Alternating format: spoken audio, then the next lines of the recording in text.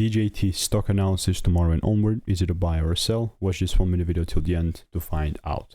Trump Media and Technology stock or technology group, we're sitting at $30.91, like 1.4% up for the day.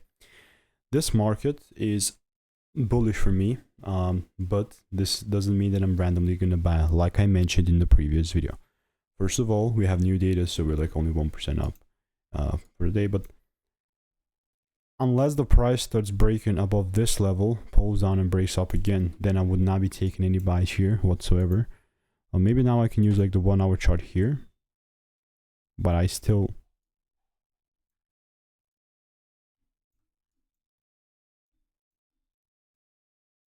do I like this?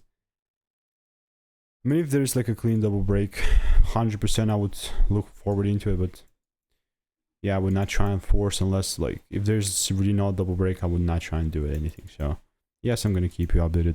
Yes, if you want to learn the strategy, check the first link in the description. All the reviews are 5 stars, and I'll see you in the next one.